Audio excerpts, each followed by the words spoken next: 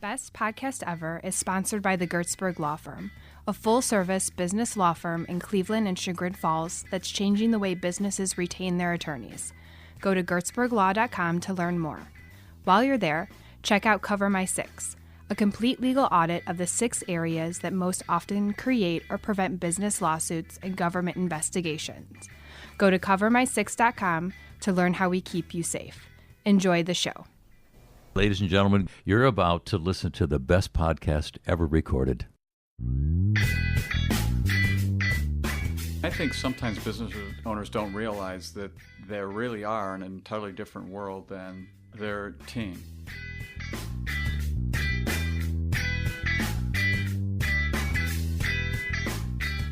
Folks, Alex Gertzberg here. Thanks for tuning in. So the podcast that you're about to listen to was an interview that I recorded without my intrepid co-host Molly Gebler. Sadly, you will not be hearing her lovely voice on this interview. The voice you will hear, however, in addition to mine, is that of Gary Klaben. So I did this interview in Chicago at the end of a coach session that I had with Gary and about 30 other of my peers as part of Strategic Coach. Gary graciously agreed to sit down with me afterwards, and we had what I think was a phenomenal conversation about a wide range of topics, from entrepreneurship to coaching to mindsets, lots of other topics. Gary is a really interesting dude. He is a wealth advisor. He's a patent holder. He's a coach. He's a published author of several books. His firm is Coil Financial, and you can learn about them at coilfinancial.com. So I hope you enjoy this interview as much as I did. Before I turn you there, I want to remind folks that if you're in the Cleveland area and you're around on September 20th, you're going to want to go and listen to my talk called How to Stay Out of Court. I'm doing it in conjunction with the Cleveland Metropolitan Bar Association, and it's going to be really cool. We're going to have a panel discussion with in-house counsel and with an employment litigator that's going to be moderated by the executive director, Becky McMahon, and I'm going to do my presentation on how to stay out of court before then. We're going to serve lunch. You're going to want to go to that. And check out our firm, check out covermysix.com, check out Molly Gebler at the Chagrin Valley Chamber. Hope you enjoy the podcast. Oh, and go to the Best.Podcast.Ever.com and click subscribe, and then you'll be able to get all these awesome podcasts delivered right to your email box. All right, folks, enjoy the podcast. Thank you.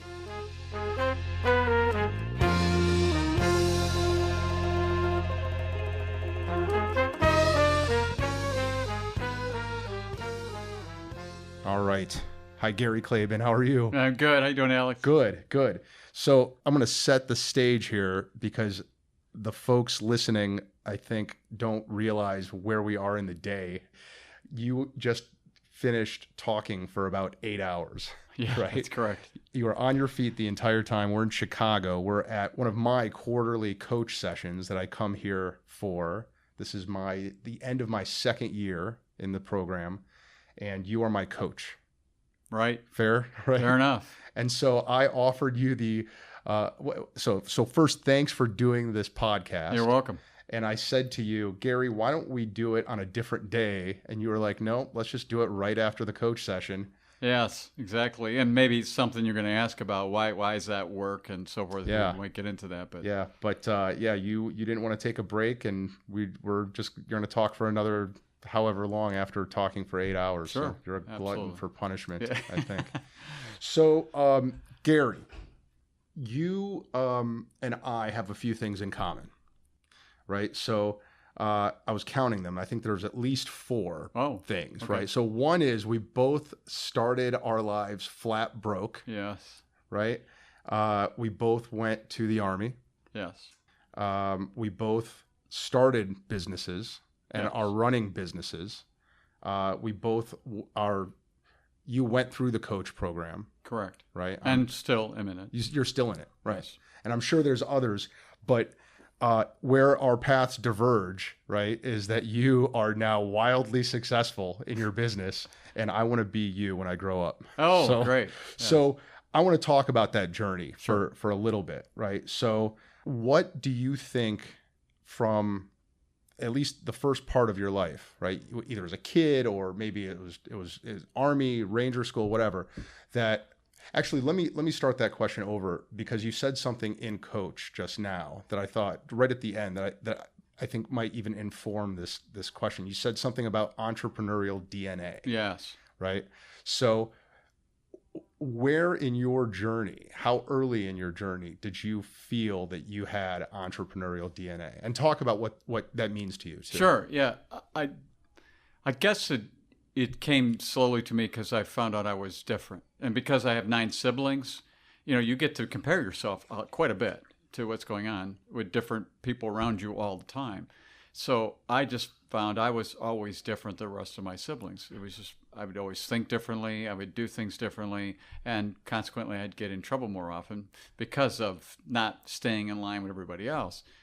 And I early on knew that. And there were a couple things that happened, which stories I've told before in coach. But one of them was being adamant about starting a paper route. And it's something that's been a thread throughout my life, is that I found out from my parents over time, as a very young child, 8 years old, that my dad got paid twice every other Thursday, and my mom said he was out of money by the end of the first Thursday they received it, so we had no money for 2 weeks. And of course, I was a scared kid, and I go, how can I help my family? So I begged my mom for a paper route, and at 11 years old, a year early, she got me permission to do that, and I started bringing in $20 a week, and I was absolutely elated that I could do that. And that theme has kept with me all along, was helping people with money, and that's why I'm a wealth manager. And I realized that many, many, many years later that I've always been excited to help anybody solve any money issue that they can. And I only need one person a day to do it with, and I'm just like a happy camper all day. And I jump out of bed every morning just to do that. So that's kind of been the key focus of my whole self. So let me interrupt, and I have a dreadful habit of interrupting constantly, so forgive me. But when you say I knew that I thought differently and did things differently, what different how? So the one example that I've said before is water skiing. Many people know what that is, and most people learn how to get out of the water on 2 skis. And so my dad said, "Okay, we're now ready for you, older children." There were 5 of us, the first top 5, to try 1 ski. Who wants to try? Everybody wanted to try.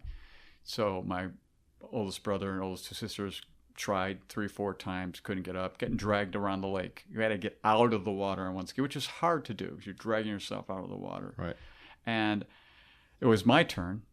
And so got to the 3rd or 4th time, which I didn't get up. My dad just kept coming around with the boat in big waves. I'm a skinny kid. I'm freezing in the water. It's scary. It's a lot of discomfort. Sure. It's uncertain. I don't know what's going to happen. This went on and on. I'm like on the 12th or 13th try. I'm halfway down the lake. And all of a sudden I get up, and to my surprise, to my father's surprise, and he pulls me, around back to where this island that we started from. And I get off, and I get this, surprise from all my siblings. And I started to wonder, why would I keep trying and they would stop? And I didn't understand why they stopped. I couldn't get it to me. And I actually asked them, and they looked at me like I was goofy and I didn't think right.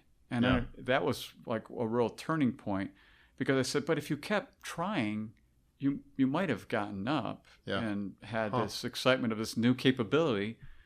And I use that as an analogy because I see that in a lot of entrepreneurs. They don't know any better.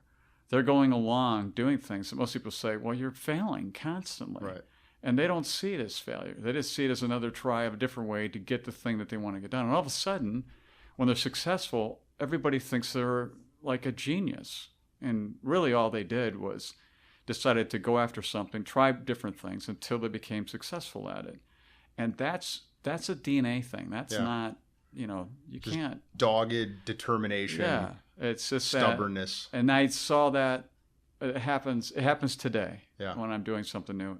It's been happening since I was a young child, and it doesn't change for me. Yeah. Yeah. And so at some point you go from paper route to jobs, presumably, right? Yes. And at some point you decide you're going to go to the Army, right? Correct. But through an appointment to West Point. West Point. Oh, that's Yes. right. That's Yes. right. You went to West Point. Right. You became an officer right out of West Point. That's everybody graduates Right. and becomes a second lieutenant in the Army. Yes. And infantry. Correct. Right. Yes. So how does the leadership training that you get in West Point and then later in the Army inform how you run your business now? Well, probably most people are aware of this, but maybe not aware at the level that I am, having served in our military, is that the training in the United States military is absolutely outstanding. It's been tried and true over many generations, many wars, unfortunately. Right. And when you take those techniques and different kinds of ways of forming the necessary habits that go with being a good officer and or enlisted in the military, it's very similar in the civilian sector, especially when building a business, because there's no rules. Right. You set them up. And what I realized is successful things that happen with each entrepreneur is how they actually set up their business, how they set up the resources, the personnel, how they're trained, what things they do, don't do, what habits they form, don't form. It's just a whole litany of things. And if you recognize what has to be there, what set of successful habits ultimately need to be there for that business, which it's always a trial and error over time, then that model of segregating what the entrepreneur does from what the support team does, from what the leaders of the support team do, when you look at the various teams and so forth, the structure that the military puts together is a very well put together structure. So I use a lot of what I learned in the military to apply to my business, and we become very successful that way. Because it's a really tried and true system, and it's not broke. It works really well. Right. So I just did that, and it's actually one of the reasons why many corporations in the United States love to hire retiring junior military officers, because the training is phenomenal. How much money they spend on you. Well, and I'll tell you this too. I say this all the time. You don't get the kind of education and leadership like you do when you're a 22-year-old kid and you have to lead people that are older than you, right? Yes. And you learn a lot about yourself. You learn a lot about how to motivate people, and particularly what to do when they don't want to do what you want them to do. Absolutely. Right? Yeah. And that probably is the biggest lesson that I use in my business now, right? Yes. Especially with I've got lawyers who are senior to me, and there is an emotional intelligence that you have to bring to those situations that I still don't think I have the right emotional intelligence, but I'm much farther along because I had that experience. Right. Yeah. And I had several experiences that were life and death experiences and ethical experiences that forced me as a very young man to address issues some people don't have to address in their entire life. And so it does change you, but it does prepare you more. So it makes the life as an entrepreneur a little easier. It's still very difficult, but at least you don't have 1,000 questions. You've eliminated a lot of them because you recognize certain things work. Right. And so you use that. And it's a great place to start from. That's why, I would always welcome anybody I know who's been through the same kind of training to do strategic alliances with or to work with, because I kind of know what I got. Right. I've got to know an entity, so I know they have that. And we don't think of entrepreneurs coming out of the military per se. Yeah. But military is military. There's a bunch of people, and some of them are entrepreneurs, and some are not. They just don't know it many times when they go into the military. It's not the place you look at. But I can tell you, in the special operator area in the Army, that's Special Forces and Delta, really, you find a lot of entrepreneurs in there. They're attracted to it because they want them to have those freedoms that you really want to have as an entrepreneur, so they can spread their wings to be able to do creative stuff on the battlefield to have a successful result. And Yeah. it's no different in the business battlefield when you're trying to get a successful result Right. of trying those things out. Why did you decide to go infantry and then special forces? I didn't go special forces, but Ranger school. yeah, I mean, I went through Ranger School, which is Right, still right. kind of conventional, but Right. I had 2 different reconnaissance platoons, which is the specialized platoon within a infantry unit, infantry battalion, infantry brigade. Yeah. So we did more of the special missions per se. So I did some of that, not necessarily the uniqueness of special forces or Delta. Right. But definitely the more grueling, intense, demanding of the branches within Absolutely. the army. Yeah, Right. and I actually specifically wanted to go light infantry. What that means is you walk everywhere. Yeah. So most people look at us and say same kind of thing as entrepreneurial DNA. They look at you and go, "What is wrong with you? Yeah. You're on the front lines. You're walking, carrying all this weight in these horrible conditions." And I have to say that it was very attractive to me, and still is. I'd still go back and do the exact same thing. Yeah. Because I saw, and it's very similar as an entrepreneur, you had a direct result in front of you. Yeah. When you're in a support position, which pretty much everybody else supports us, there's other combat arms, but the majority of the military, I mean, a good 95% of the military supports the infantry man, woman, combat soldier in the field. And they see the result or non-result right there up front and very close and personal. And I just was very attracted to it. It's not any different as an entrepreneur. You see the result or not right up front, and it's very personal. And it can be very difficult. There's a lot of failure. But that didn't bother me. It was more important for me to be involved right there with a direct result than it was to be in a support. And that's me personally, and it's a little bit of a different DNA. Yeah. But I draw that parallel to what I see really courageous entrepreneurs do. I see courageous entrepreneurs put everything on the line, and they're looking for that result. And sometimes they get it, and sometimes they don't. But they're just as courageous as that infantry officer out there. Although it's not life and death necessarily, but they're certainly as courageous. Well, and I have to believe that there is a resilience and a mental toughness that you develop, sort of a callus that you develop, having had that experience that you still probably use today. Absolutely, yeah. You know, you were mentioning Ranger School, and that's always the scary course for a lot of, and past those men, but now women go through there and pass that course as well. But I remember going through Ranger School, and you're testing, your mettle. You're testing, can you make it in this extremely difficult environment?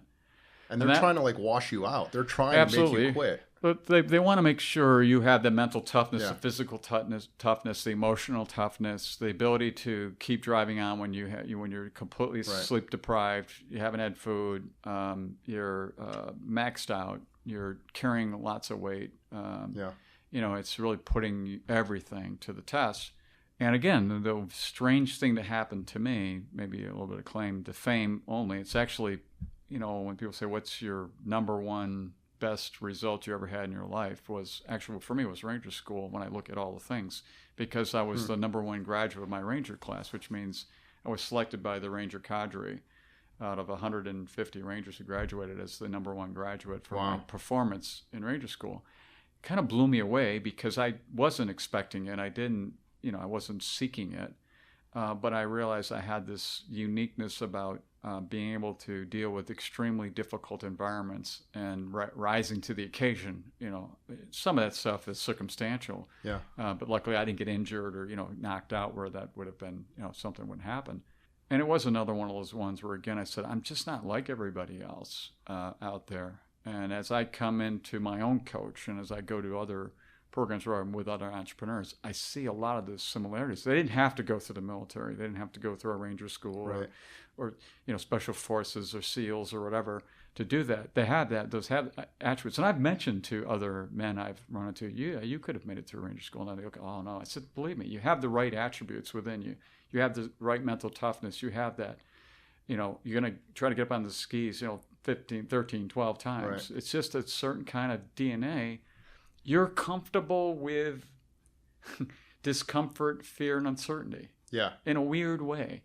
in a discordant way. You're just comfortable with it. And I love working with entrepreneurs who are like that because I see it in them, they see it in me, and we have a lot of fun tackling the world, trying to bring more value to people. I mean, that's really what's going on. So how long were you in the Army? So, 4 years through West Point and then about 6 years in the military. Okay. Yeah. So then did you start your business right away, right after you got out? Actually, I didn't know what I was going to do when I got out. And so I went the corporate route because my dad was the corporate route and everybody I knew was the corporate route. So I thought that's what you do. And within, probably 3 to 6 months, I go, boy, I'm not in the right place. I'm coming in at 6 o'clock in the morning. Everybody else comes at 8:30. If I walk by the elevator banks at 5 o'clock, I'll get run over. I'm not leaving until 6 or 7 o'clock at night. I'm getting in trouble for doing other people's work because they said, well, you're trying to make me look bad. And I go, I just don't get this. You know, something needs to be fixed. I fix it. I see something wrong. I go after it. I'm doing it. And I go, I don't fit here. I'm not getting this mindset of everybody else. So I said, they're all comfortable where they are. I'm the odd person. I need to leave. What was the job? What was the company? So I was with a good company. I was Unical in their chemical division, and I was in an MIS department, and I was running a bunch of programmers. So I was basically the person in between the powers to be and the programmers to help them to customize a computer program that ran a lot of the accounting and marketing and all those sorts of other stuff. Because I had a programming background because some of the courses I took at West Point. So I thought, I know programming, I'll try that out. Maybe I like that. Of course, it was the furthest thing for me because as I learned very quickly, even though I had a high technical skill, I absolutely had no passion about it. I didn't like it at all. I was very good at it, but I just whatever. Well, okay. So do you start your business then? No. So then I asked, a gentleman said to me, you could see I wasn't happy, where I was at. He goes, you might want to look at financial planning. And I went, okay. So and I didn't know what it was. I newly out of the military, and I knew nothing about the civilian sector. So he explained it to me. And I actually went back to my 8-year-old self, sitting there at the kitchen table, and Mom talking about us not having any money. And I said, boy, I can help a lot of people with money issues.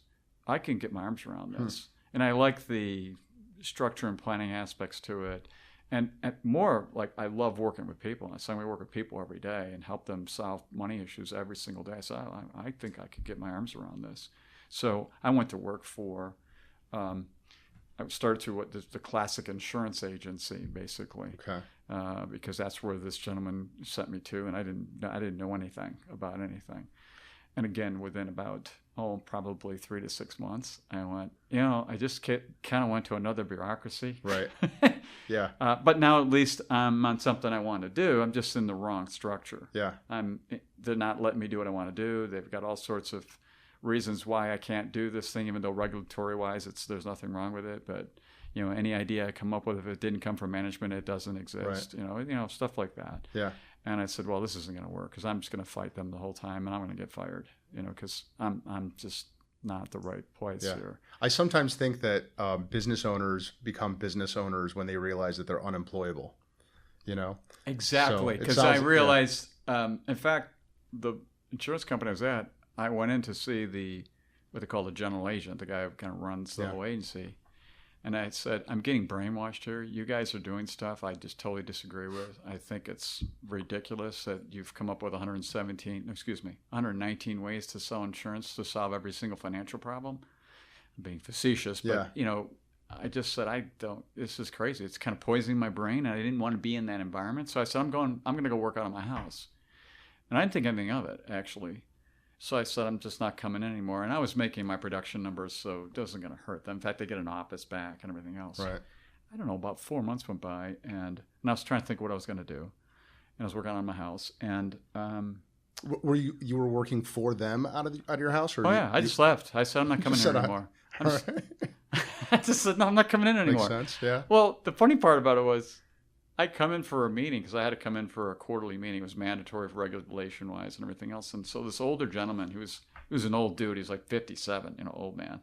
So I goes, so who are you? And I said, so-and-so. And he goes, well, where's your office? I don't have an office. What do you mean you don't have an office? Because I've been working here 30 years. I have an office, and I've got to be here every month. Well, how come I haven't seen you? I said, I don't know. I just work out of my house. How are you working out of your house?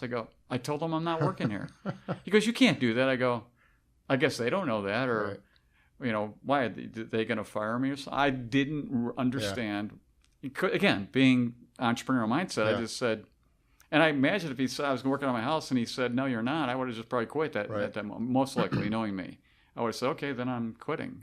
I'll go do something else or somewhere else. So is that what you eventually did after 4 months? I ran into my mentor who was running a company, and I saw him doing what I believed was the best thing, and he was an entrepreneur. And I said, I need some guidance here because I keep running myself into the same problem. I keep running into bureaucratic organizations that are non-entrepreneurial based. Right. And I'm realizing that is not me. I have to be in an entrepreneurial organization. And so I was with him, and then ultimately, what do we have? We had a friendly coup where he left and it took over the business basically. And it wasn't bad. He was older and wanted to get out of the business anyway, and so I was taking it a whole different direction, and basically then rejiggered it and moved it along and then built it to what we had talked about, because we had a vision of where this business would go, but he didn't want anything to do with it. He wanted us to do it. So basically then we took that business and changed the direction, changed the whole way it was operating, and ultimately my patent came out of there and everything else of how we actually do the service. What was that business? So it was basically financial planning. Okay. Yeah. But it was run by him. He was independent. So there was no organization that we belonged to. And in our world, it was just you had to have a custodian, you had to have a broker-dealer to clear through and those kinds of things. But other than that, you were left on your own to run it as a business. Yeah. And we've gone further than that now. We're as far as we can possibly go in that world, other than having no licenses and nothing whatsoever, but being out of that business completely then if we do that. Is that the business that you've got now? Yes, it is. That's Coil, right? Yeah. Coil Financial. It was named after him. He's the one that started it, yeah. But he's not in it anymore. No. Okay. Now, he's actually since passed as well. Okay. Yeah. And so how long ago was that? 20 years ago. Okay. Yeah. And how long have you been running it? 20 years. Oh. Yeah. Wait. So you left the insurance company. Right. And I went with him, and I basically said, I need somebody I can shadow and watch to understand how to do this business, because I've already started with 2 different insurance companies, and if I had 2 different ones, I'm not getting it. I'm getting very poor advice and leadership. I know some of the stuff, but I don't want to reinvent the wheel. You seem like you know what you're doing. I'm just going to shadow you, and what do we need to do this, and then we'll see what happens at that point going forward. Okay. And after a couple of years of that, it worked really well, but then I wanted to take the business in a different direction, and he was going with the business. So basically it was a friendly coup to take over the business, and he exited the business. I see. Okay. I was going out on my own. I actually had resigned and was starting I had already started my other business. But when I was resigning, my now partner said, "You're not leaving, because he's leaving."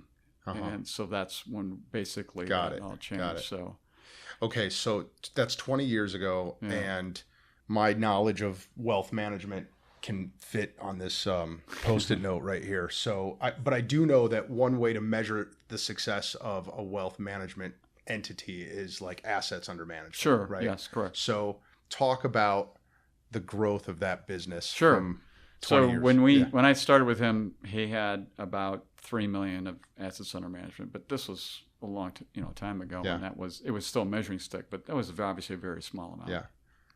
And so we built a business, and by the time he was exiting, we had $100 million. Okay. At that point.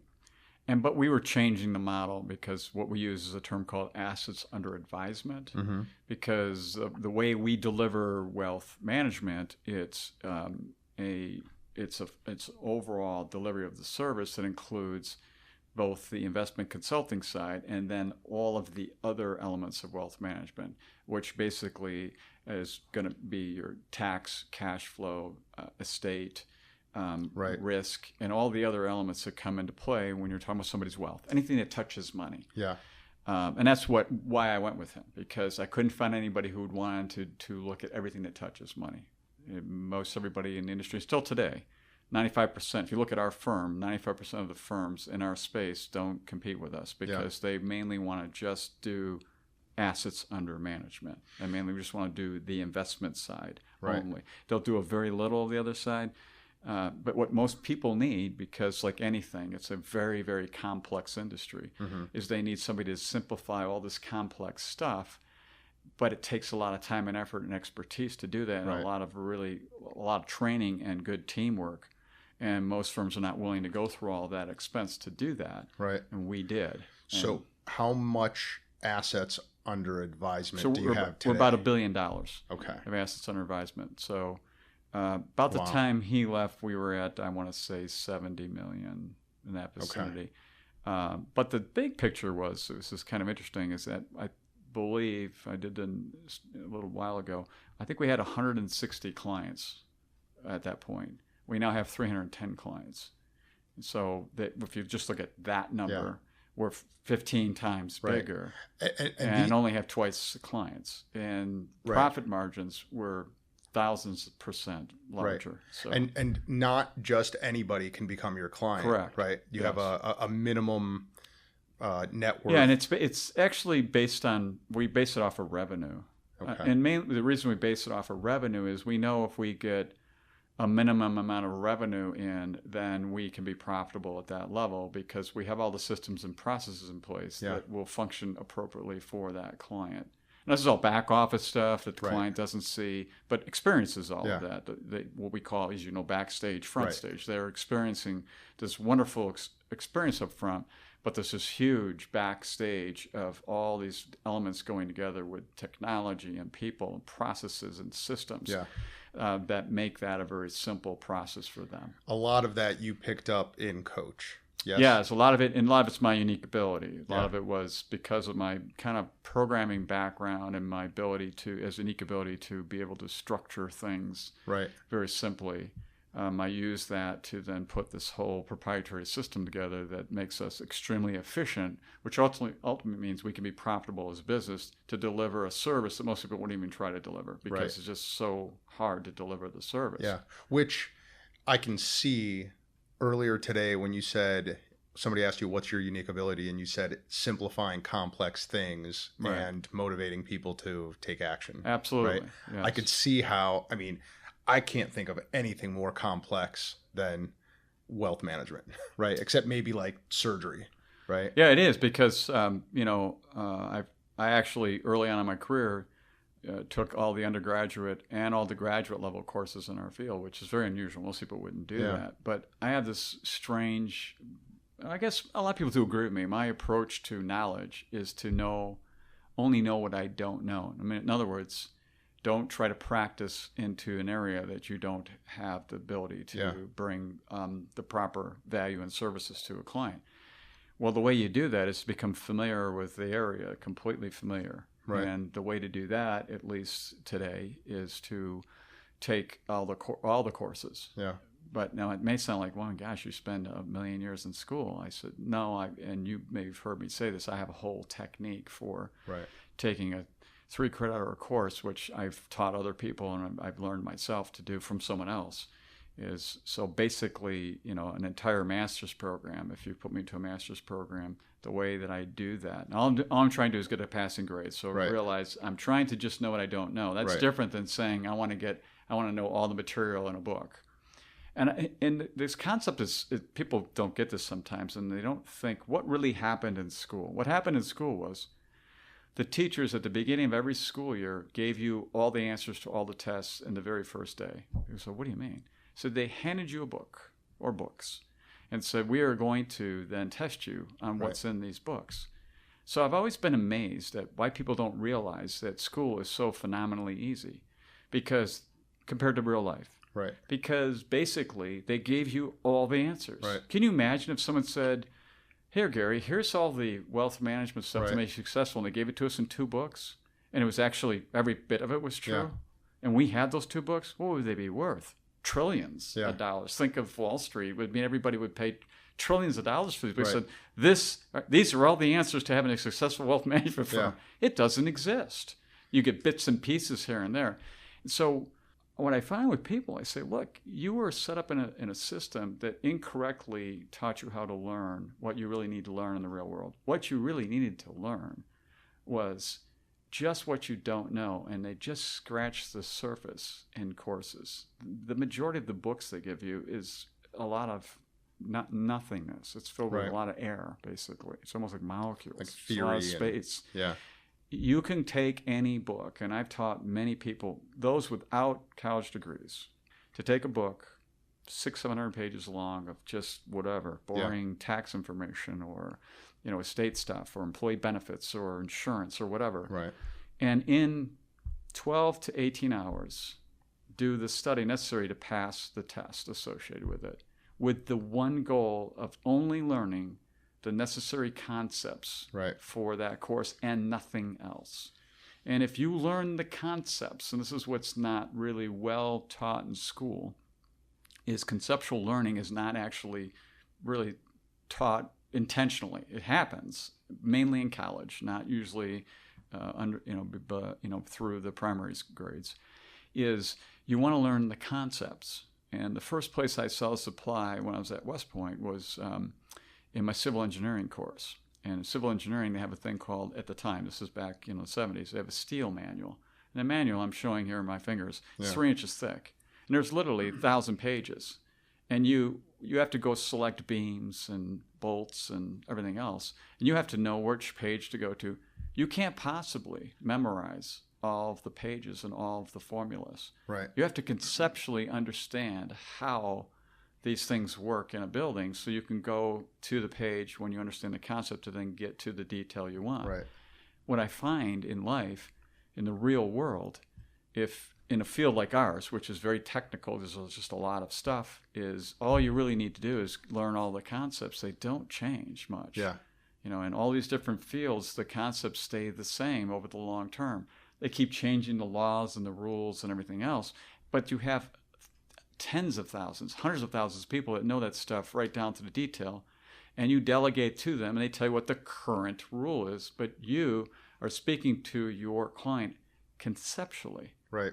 This strategy will work for you, Alex. What do you think? That sounds cool. We'll get the attorneys, we'll get the accountants, we'll get the bankers, we'll get the insurance agents. They'll structure it for us based on the current laws, based on the current details. I don't know if that helps a bit, but I find that's been my secret sauce is get what you need to pass the class. You don't have just to learn the concepts. To get the concepts. Then you won't practice outside what you know. And the result is you'll be very good at your business, but you have to release yourself from I have to have all this knowledge. Right. And by the way, this is becoming more and more important as time goes on because people are realizing I either go deep, deep, deep, narrow, narrow, narrow, or I stay more generalist. Right, right. Because I think those are 2 choices today that people have. Yeah. So at some point along the way, you decide that you need a coach, right? So how does that happen? So I was listening to a buddy sent me that time a cassette tape. It's 20 years ago this month. Right. Actually. I remember cassette tapes just barely. Yeah. So I'm in my car and I flip the cassette tape in. I'm listening to this guy and I find out his name's Dan Sullivan. And he's talking about a rugged individualist. And he's defining that rugged individualist. And I'm really like looking around my car. Is this guy in my car? Because it's like I'm having a conversation with him. I'm not telling him what I'm thinking. He already knows what I'm thinking. And he's actually explaining to me my situation and explaining a way out or a way forward or a way through around obstacles that I currently have, around places where I can't move forward, and this whole thing of ceiling of complexity. And of course, complexity I understand. And I literally almost jumped out of my car. I signed up so quickly. I said, this guy understands businesses. He understands business owners. He understands entrepreneurs. He understands exactly what we're up against. He's actually got solutions that make a lot of sense that I can get my arms around. I'm going to try it out. Yeah. And that was 20 years ago next month. Okay. And I've been a coach ever since. And at some point you become a coach. Correct. Right? So how long have you been So coaching that's here? 5 years. I've been one of the strategic coaches, associate coaches. So Okay. there's 15 of us that are associate coaches, and we coach the signature program, which of course you're Right. in the, you're about 2/3 of your way through that Right. program, which then follows on with a master's level Right. on up. Well, and I have to tell you, it took me a long time to realize that I could use a coach myself, right? And I've told this story in prior episodes. I was reading a book called The Success Principles by Jack Canfield. Have you heard that? You read that book? Yes, I do. Yeah. So there's a chapter on, get a coach. And I forget the exact examples that he used, but he was like, hey, Tiger Woods has a coach. Michael Jordan has a coach, right? Bill Gates had a coach. What makes you think you don't need a coach, right? Exactly. People at the top of their game still need to get out of their own heads, right? And more than one coach, too. Right, exactly. That's the key is right now, I look at them as mentor coaches. Yeah. And anytime I have 3 or 4, I have my whole life. Right. I originally had 1, and then I realized, they have their limit of coaching capacity or ability to give what I need, and I need others. So now I have...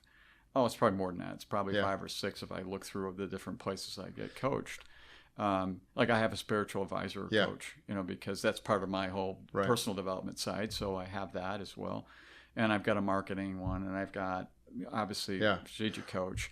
And we're always looking at other coaches for us because of the areas where we need to, up our game or get better at our business or whatever it happens to be. Now I wish that I hadn't taken as long. Because it makes so much sense. It's so intuitive. And the thing of it is that so I shopped around. I talked to a bunch of coaches and looked into a bunch of programs. And what attracted me to Strategic Coach and to Dan is that I was saying this to you earlier. He walks the walk, yes, right? He has built an enterprise here, right? This is not a business. This is not a small business anymore. He's got thousands of people that have gone through the program. He's got like 100-some employees here, 4 locations around the world. And well, there's more than that because they actually set up in hotels in different areas. But I think it's about 8 or 9 right now if we add them all up. And the coaches that he puts in place also walk the walk.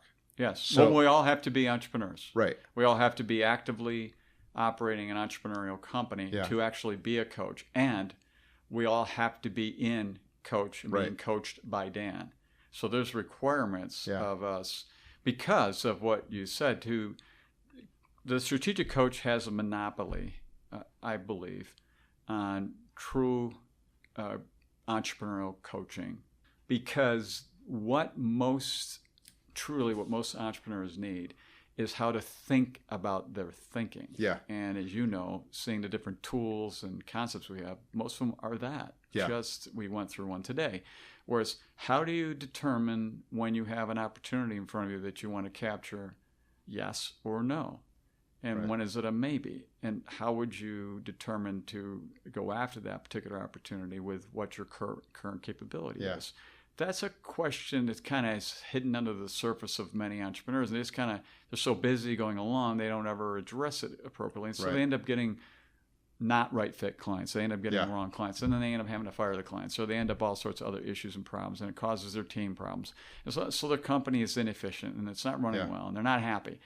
And it's just one more little area that we help entrepreneurs think about that one issue. And that's what, that was the gist of something we did today. You're right. Everything that we're learning from you in there somehow relates to a change in mindset. How you look at what you're doing, how you look at how you're spending your time. Right. And I walk out of here, everyone says this in there, we drive our employees crazy because we come out of here with just mind-blowing ideas. Yes. You know? And you got to do one at a time and Yeah. implement it and everything else. You know, it's a really great way to look at it is when a woman or a man starts an entrepreneurial business, they're wearing 100 hats. Mm-hmm. They don't realize it, but they're scurrying here and there, and they're in the one hat for 5 or 10 minutes and another and another and another. And what I have found is I've now limited those hats down to 4 or 5. Right. Either it's been eliminated. Most time it has to be delegated. Yeah. But it's delegated internally, to team members or other management team. It's delegated externally to outside other vendors and so forth, or it's outsourced to support services through a variety of different ways. Yeah. But I just found that what Coach did for me is help me keep eliminating one hat after another. Right. So the only hats I had left on were the hats that I was absolutely outstanding at and unique at. And what happened every time I eliminated a hat after hat, the productivity of my level went up and the growth of my company went up. Right. And, if you want to make it simple, that's what we do. Yeah. So I have so many questions about how you applied Coach in your business, but I wonder if maybe the easiest one to go with is, okay, so we've probably in the last 2 years covered, 20 to 30 different concepts, right? And I'm sure there's still, tons more to come, but which one do you feel you've gotten the most mileage out of? Yeah, that's, I was talking with some of the team members the other day about that.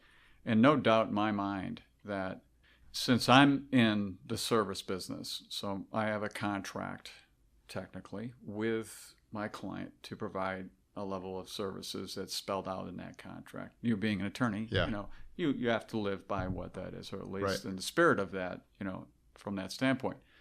So if we're going to provide them with the very best possible value, it's helping them make really great decisions about their money, then we have to understand them at a fundamental level.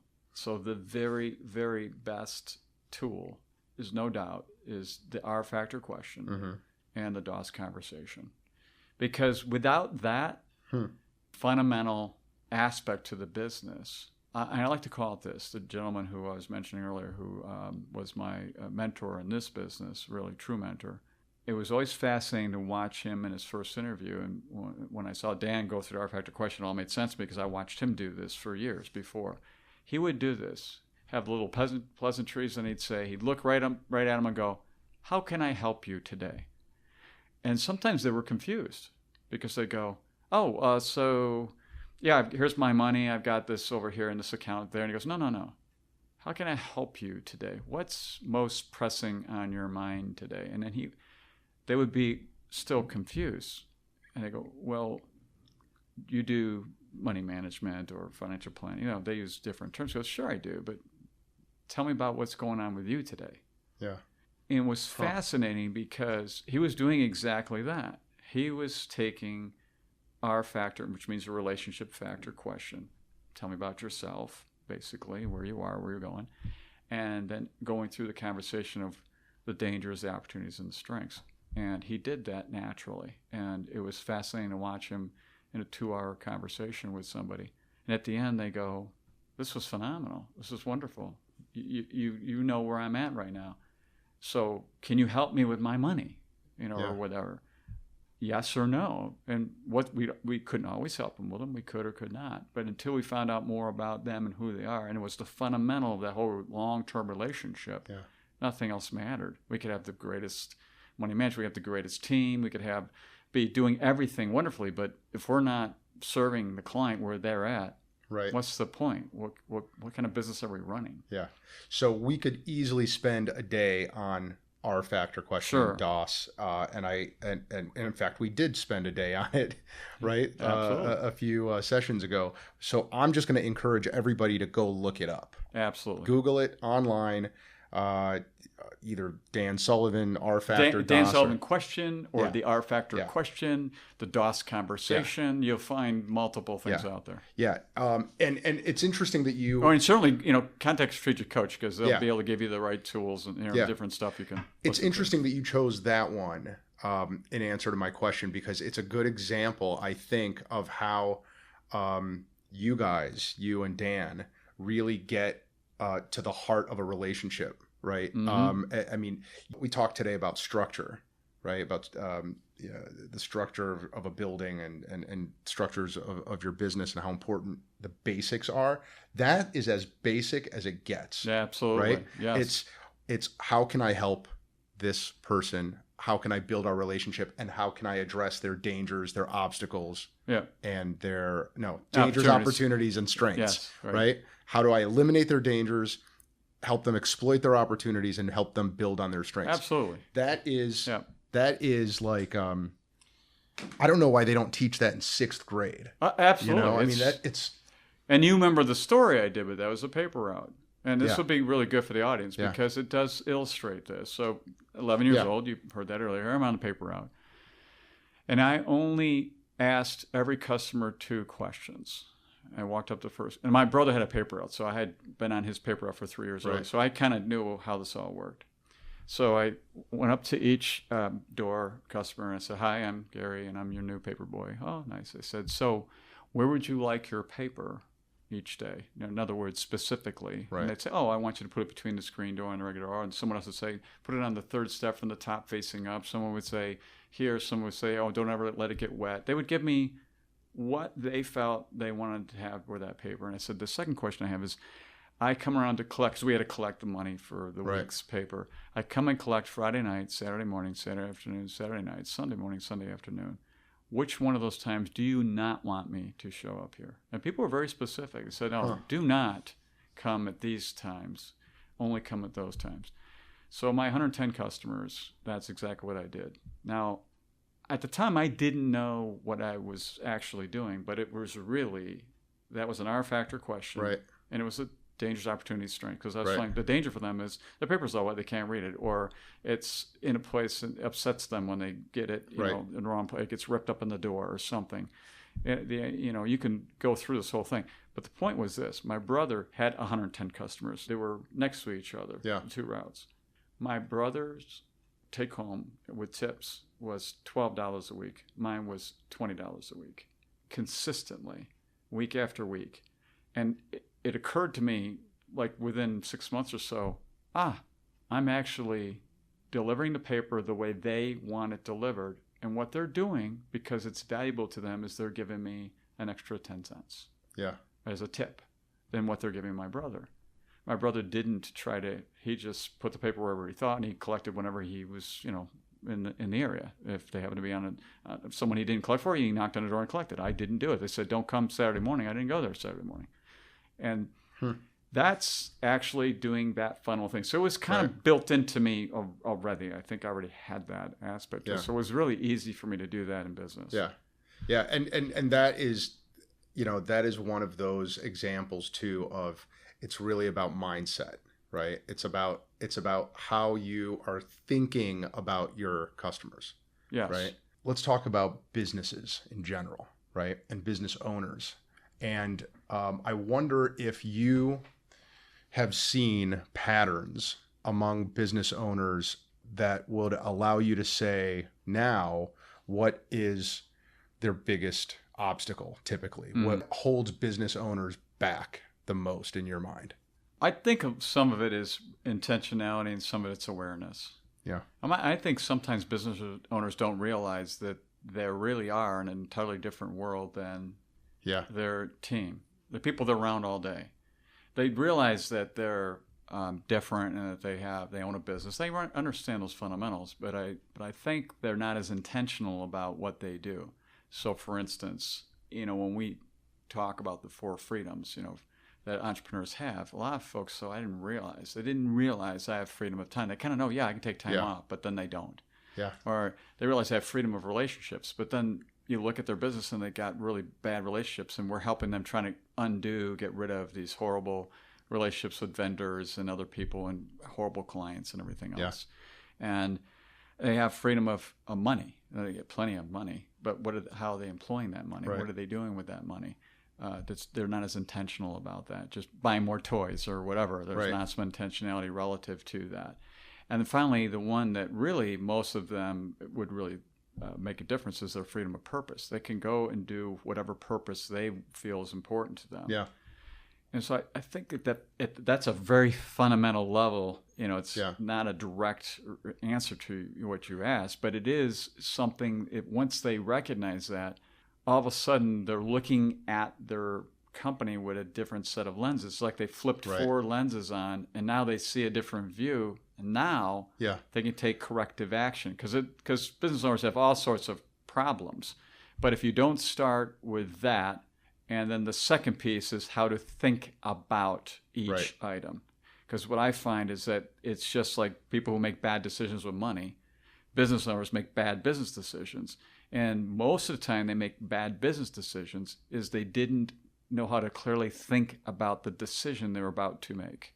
And so they made a bad decision because they didn't have proper thinking. Right. And they didn't have proper thinking because there isn't anybody they can talk to who has to do this because their whole team works for them. Yeah. And they're not an entrepreneur. And they don't have to deal with the same issues. And so unfortunately, they go through the school of hard knocks and they lose a lot of money. And then they finally learn through this iterative process of lots of failures. And failure is part of business anyway, but you don't need to add any additional failures. Yeah. So when we get hired as a wealth manager for business owners, they call us on lots of decisions. They're about ready to make big decisions in their business because they recognize we know how to help them think through it. That's the most important part. And sometimes we have to remind them of different things they forgot that they have that others don't.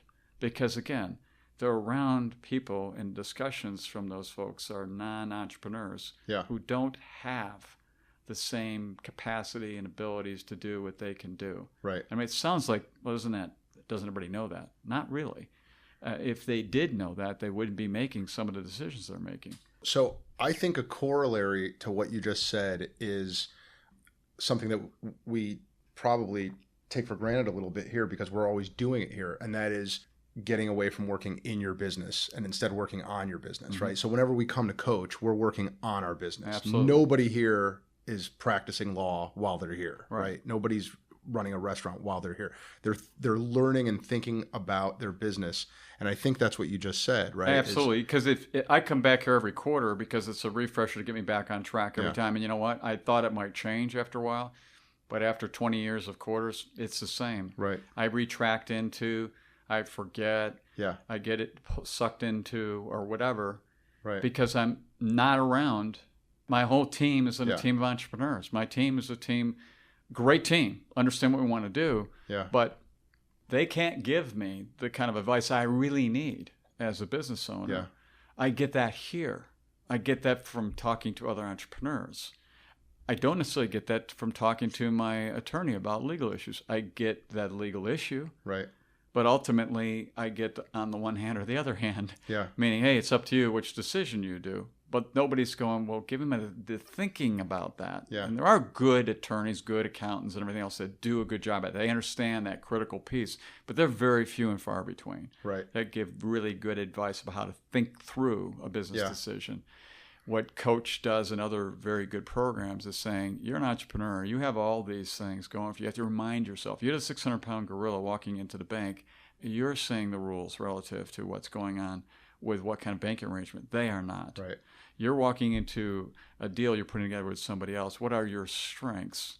Right. And how would you use those strengths? And what is the back end of that? And how will that fit into everything else you're doing? What can you bring to bear? What's the opportunities going on here? How can you rate that opportunity to be able to make sure you're making a good decision? We had several people today that gave up opportunities because they had no way of measuring an opportunity. They hadn't. It's just like, I think it's going to be good. It was kind of like a, gut decision. I think it'll work. Yeah. I think that one won't work. And when we put just a little bit of rigor to it, just a small bit of rigor, all of a sudden they go, I'm not pursuing this opportunity. I didn't realize it's failing in two areas that are very important to me because I never even looked at that. I just kind of gut checked it.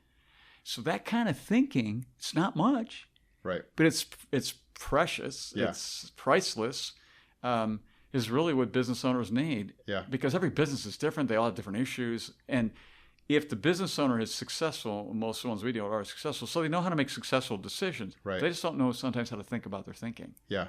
And they don't have tools to help them think through their thinking. Yeah.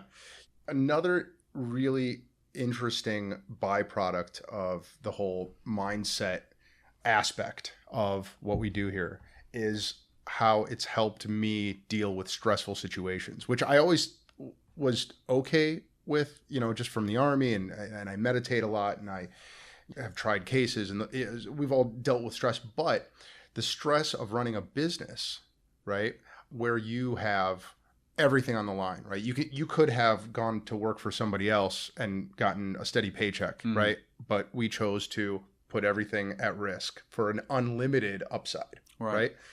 The stress that comes with that, and of your decisions having immediate impact on other people, right? All of that stress and the failure that necessarily comes with running a business is something that I think business owners definitely need help with. Yes. And so some of the things that we did here, like the whole minding the gap, staying out of the gap, right, concept, that was a game changer for me. Correct. Right. Absolutely. I was always looking at the ideal as something that if I didn't attain it, I'm failing. Right.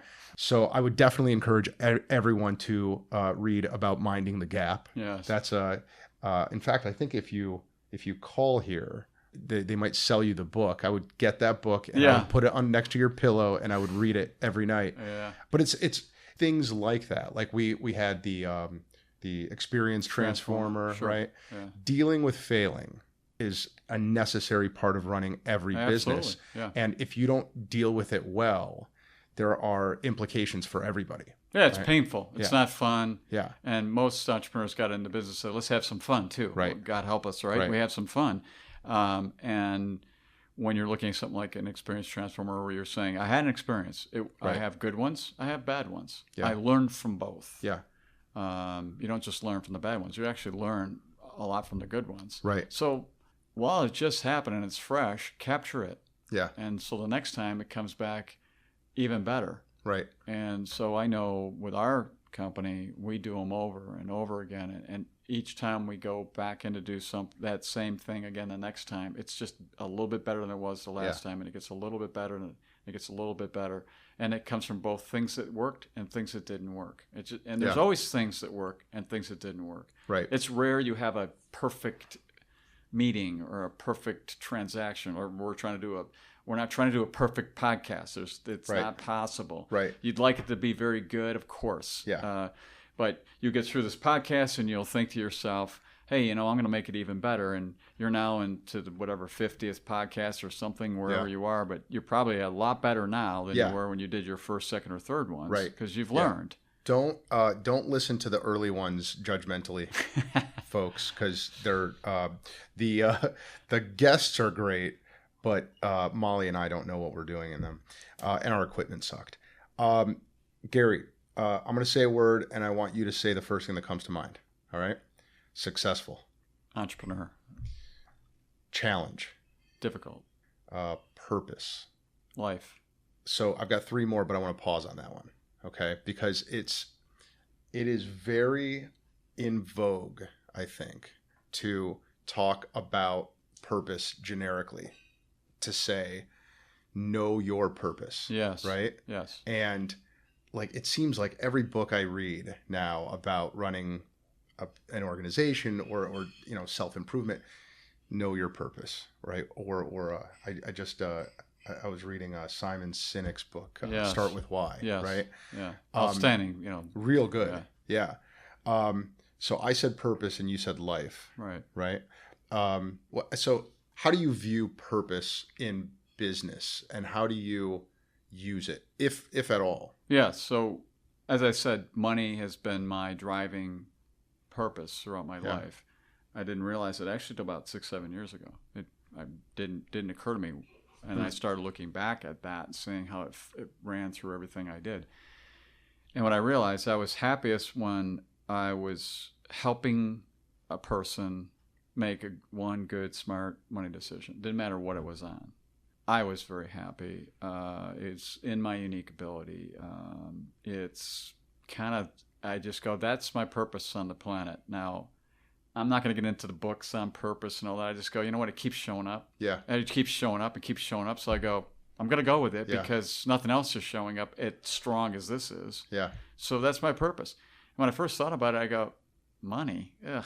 I mean, couldn't it be, I'm going to transform the peace for the world, or something, right? Yeah. Dramatic, stop addiction, cure cancer. And I go, hey, you know what? That's what I got. I'm going to go with what I got. Yeah. And so however that happened, I don't know. It doesn't really matter. So that's why I say life. It's just, I want my life to be about my purpose and not try to beat. You have a life, I have a life. I got to live mine because it's the only one I got. Everybody else's life is already taken. So then when I see this purpose stuff, it's as if many times people are trying to emulate somebody else's purpose or to try to find a purpose that's above and beyond somebody, something else of themselves. And I go, yeah, it's there the whole time. You just haven't identified it. Right. And, it's not that big a deal in a way. It's kind of like just breathing. It's there. It's always been with you. Just most people can't find it. So I think that the real value in knowing your purpose, however you define it, is that it drives you. Absolutely. And the science behind that that really resonates with me is in this book, Blue Zones. Have you ever heard of Blue Zones? So National Geographic sent Dan Buettner, one of its reporters, around the world to find the communities that have the highest life expectancy. Oh. Okay. And he found 4 communities, and they said, okay, well, now figure out what they all have in common. And that's going to be like the fountain of youth, right? Yes. And he found 9 things that they all have in common. And one of them is that everybody in those 4 communities had this strong sense of purpose, right? Yes. And the way he defined it is, if you ask somebody in any of these 4 communities, what's their reason for getting out of bed in the morning? Yes. They will instantly be able to tell you, it's to work on my farm. It's to help raise my grandkid. Yes. It's whatever. It's funny you say, because at the end of my personal story, I say every time at the end, I didn't give the whole thing. I've been getting piece of it. I say, and every morning I get out of bed and I jump out. I'm so excited because all I want to do every day is to solve one money problem for one person. Wow. That's it. As soon as that happens, I'm like off I'm so excited for the rest of the day. And I realized that, I said about 7 years ago, and I went, that's it. I don't need to search for anything anymore. It was sitting in front of me the whole time. I actually went into the field. I actually did it as a kid. And I looked through every part, and I go, it's been there the whole time. Yeah. I was just blind to it. Right. Now it's like super cool because I just go, yep, that's what it is. That's interesting. So this would be a great segue into my next question about routines, but I want to get through the last 3 words. So what's the first thing that you think of when you hear me say failure? Success. Regret. Not existing. Good. Yeah. And then freedom. Life. Yeah. I'm going to turn this audio into a psychologist, and he'll analyze those questions for us. All right. No. So what habits or routines do you have that you get the most traction with, that give you the most reward, the most value? Well, that's a tough question because I'm one that inspects my habits, and when I find one I don't like, I change it. Yeah. And I've been doing that since I was a little boy. It was something that I'm big about. It's something I've thought about. I will write a book about it because I realize I'm really good at that. Yeah. And I've mentioned this before in coaching. So depending on which surveys you look at and which studies you look at, it takes 14 to 21 days to gain a habit or change a habit. And what the follow-on to that should be, because it's really a disservice to people, but it takes 2 full years to know a habit. And that's not very well understood by most people. And so when you see people trying to lose weight or do a bunch of various different things, what they think is it's 14 to 21 days because that's when the habit is set. I go, that's not true. And the best analogy that I give is, and they actually have all the statistics to back this up, is if you go to the property and casualty insurance companies and you look at rates for insurance for teenagers, to young adults, right, the rates go down at 2 years. And this is why. They can learn how to drive a car, the habit of driving a car, in 14 to 21 days, depends on the trial, but, it's some period of time, and then they pass a test. But here's what goes on with them for the first 2 years of driving, and I mean driving every day for 2 years. Yeah. So that's why it's a little longer. It's not quite 2 years, right. But if you take the amount of repetition, unlike you and me, a young driver who's not been driving very long has to consciously think about pressing the long skinny one, the right. accelerator, or the fat horizontal one, the brake, right. when something happens on the roadway in their vicinity. And because they have to do that, there's a time lapse, and they get into more accidents than someone who's been driving of 2 years experience. And it's in the statistics. You can see it very clearly. I only bring that up because I've changed many habits over the years. But when I go in going, okay, I have 2 full years. I really want this to be a permanent change. So I put a plan in place for 2 full years. It can be exhausting. Like I recently changed my eating habits. And it started in May of 2015. And by May of 2017, it's now automatic. So when I'm eating, I no longer will reach for things that I don't want to have in my diet. And I had to work at that for 2 full years. And I wasn't overweight per se, but I was having bad eating habits in different areas and so forth. And I wanted to change that because I wanted to make sure I was around on this earth long enough to continue to have this great lot of fun with my purpose. Well, so now I'm curious. So what's the eating habit that you have? So it's kind of, everybody wants to name us a thing. But basically, to make it super simple for anybody, the biggest problem, number one problem for Americans in particular, is simple sugars. That's the number one issue. By replacing that with complex sugars. And it's just the way your body fundamentally burns, energy. What is your morning routine? So I get up at 4 o'clock every morning. And I go and work out for about an hour, roughly. I have different workout schedules, so it's a different combination each morning. At your house or at a gym? There's a gym. And then I'm in the office by about 6, usually. Okay. And I usually stay to about 6 or 7. But I remember my schedule is much different than most entrepreneurs because I take a lot of free time. So I have 150 days off a year. Yeah. So when I'm working in the office, I'm working 12 to 13-hour days generally. And I'm also in a different location than my wife. My wife is in another state. I fly back and forth because on purpose. She's in an environment that works really well for her. And when I want to be working in my business, I want to be in this environment during the days when I'm working in that environment.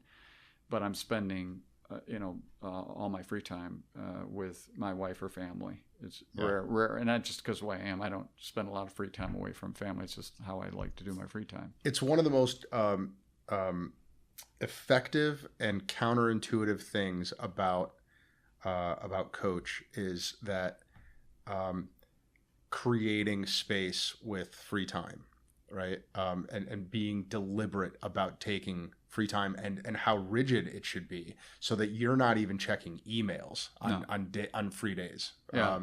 My routine on a free day is, and it's prior to it because you have to do it prior, is and everybody knows not to call my cell phone because I'm not going to answer it. Yeah. I turn off all the notifications. So my cell phone's basically dead and I miss a lot of stuff. And I tell people, hey, if you want to get a hold of us, you have to call my wife's cell phone. Family members, fine, they know, so not an issue because I will answer. Right. But there are no business calls, and there's no. My business emails turned off. All the business, everything related to business is turned off, and I flip all that stuff off. And when I come back to not a free day, I turn it back on. Yeah. Basically. That is probably so. Of the 3 types of days in the entrepreneurial time system that we learned here, right? There's the focus days, the buffer days, and the free days. I am pretty good with focus days and buffer days. I'm great at free days now. And that has been a total game changer for me. Yep. You know, I mean, everything you talked about, how it would, how it's intended to help you be more creative and be more productive, right? But you've got to create that space for yourself first, and you have to take it seriously. Yep. All true. And it occurred to me until I learned about it here that I don't think I'd ever taken a free day. Not a true one, right? Not a real free day. You're always checking your email or calling the office or whatever.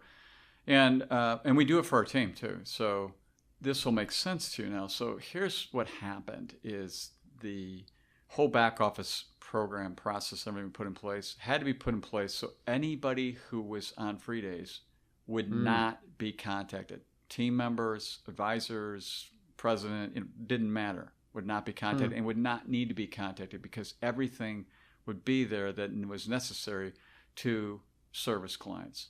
Now that is not an easy task, right? Because it requires a lot of really well-coordinated back office. But I had email this morning because, at 6, 7 o'clock, and I turned it off. I haven't looked at it since. And my business is running right now. There are clients that have needs today that have been taken care of by our teams. There's multiple redundancies, how that works. But then it allows me to be totally focused on you guys. So you notice my focus was never off of you. I was never checking anything. It was always so that you had the very best experience possible during that day. That's a focus day. So that was important. So that means my head could not be somewhere else. But it's no different. Business owners are listening to this is when they have an appointment with their client, their prospective client, if the prospective client or client realizes after meeting, they never get interrupted. In other words, no one ever walks into our meeting and says, "Oh, Gary, you got to take this phone call," or "Hey, or my phone's sitting around the desk and I'm answering it." Right. That never happens, and it doesn't happen because my contract with that person is, "I'm here, you're here, both of our time's valuable. I'm going to give you my undivided attention so that you can have the very best experience of why you came in to see me in this relationship, and nobody is going to interrupt that." Right. If I don't have my act together on free, focus, and buffer days, that cannot happen. Right. It can't happen. And every other client knows that. So when they're calling and I'm in a meeting and they say he's in a meeting with the client, they go, "Yeah, don't interrupt him because I've been in a meeting with him and I love that nobody interrupts me." So they all get it. It's not like, they don't get it. It all makes sense. And I think we forget that. We go, well, think about that, because if everybody's treated that way and you're consistent about that, people are going to love to do business with you because you're not running out of the room to do this, answering your phone in front of them, looking down at your email while you're talking to them. I mean, all sorts of other things. It just doesn't work. And I know this is a very high standard, but if you're in a kind of business that is providing a service and you define that service that way, in our world, we're trying to make the complex very simple. Yeah. You can't make the complex simple if, in fact, you're complex. Right. It's not possible. Your organization has to be simplified, or else you cannot do the same thing for another organization because you don't know how. Right. Which is also counterintuitive, right? Yes. Like you think and you're trained to believe that the more your business grows, the more complicated it has to be. Right. And that's not what we learn here. No, right? it's I always think of putting a man on the moon, The number of people, systems, processes, it was mind-boggling. Right.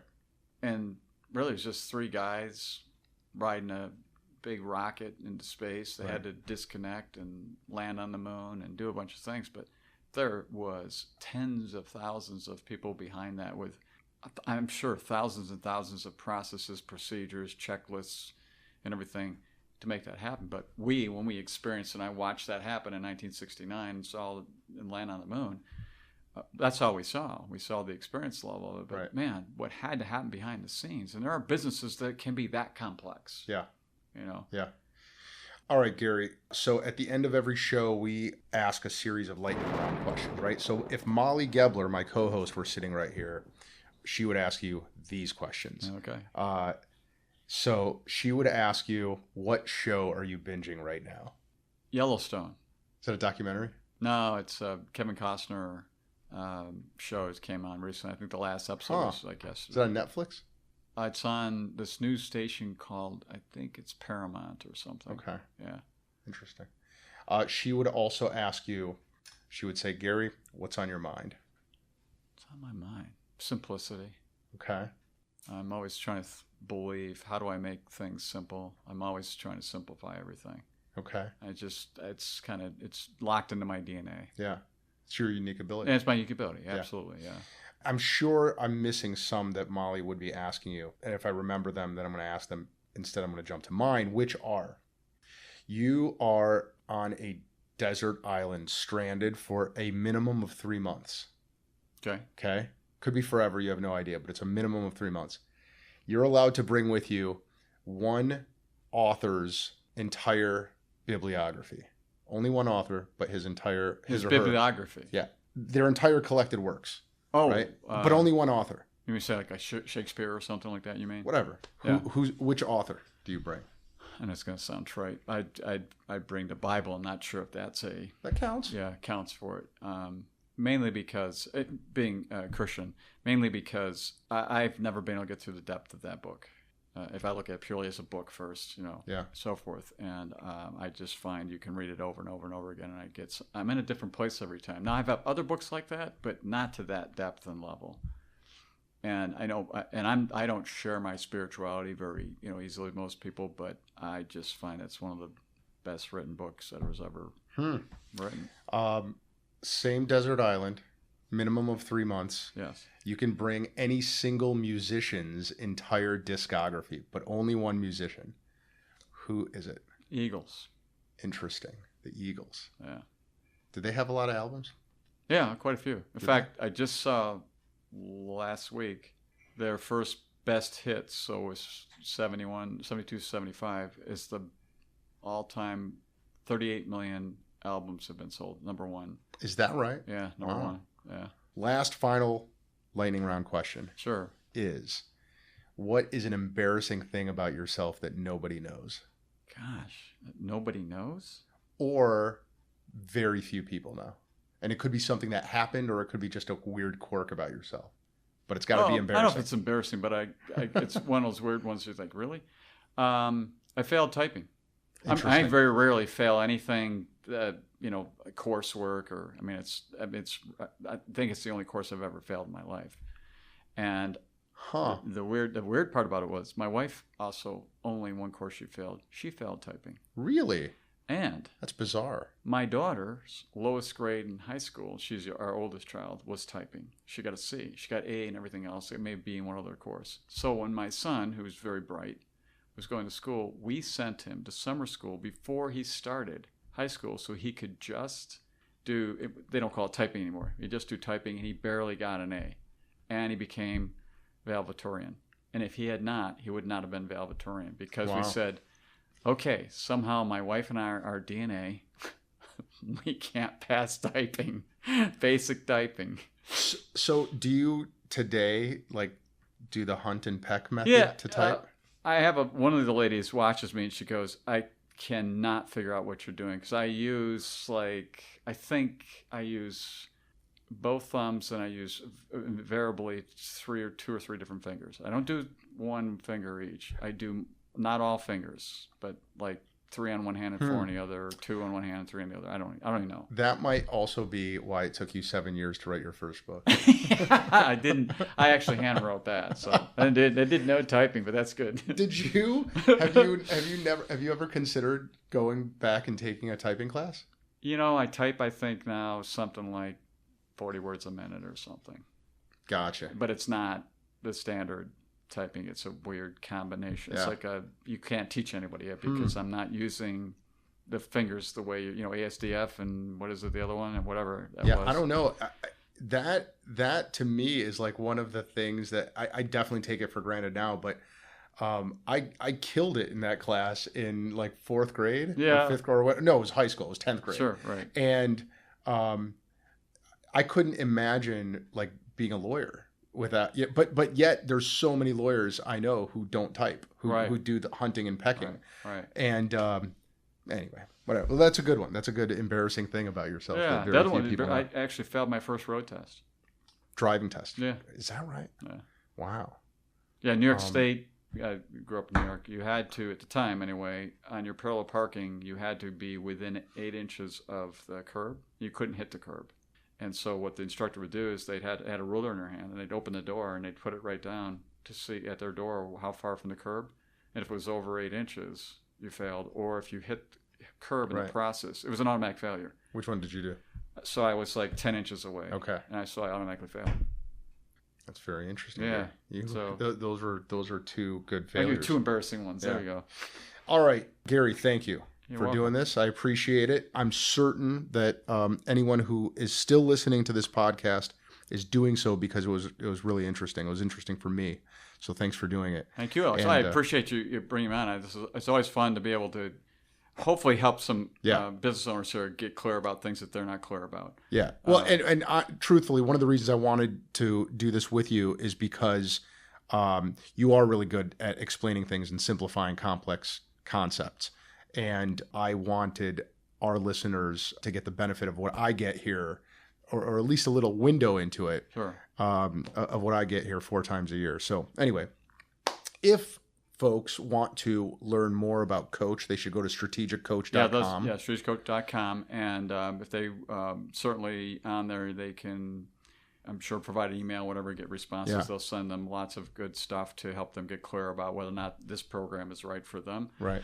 They certainly can call and talk to a variety of folks who will be able to help them think through if this program works for them. Yep. But as you and I talked about, there's a DNA thread out there. I see it, and I see other people, and I go, I'm pretty sure this will work for you. It doesn't work for everybody, but there's quite a few people this is very helpful. Yeah, agreed. It's been a total game changer for me. Cool. Yeah, I love it. All right, folks. So go to thebest.podcast.ever.com and then click on subscribe in there, and then you'll get all of these awesome podcast episodes delivered right to your email box. And then there's also a Facebook page, and you can hit like on that. So do that, folks, and thanks for listening. Gary, thanks again. You're welcome. All right.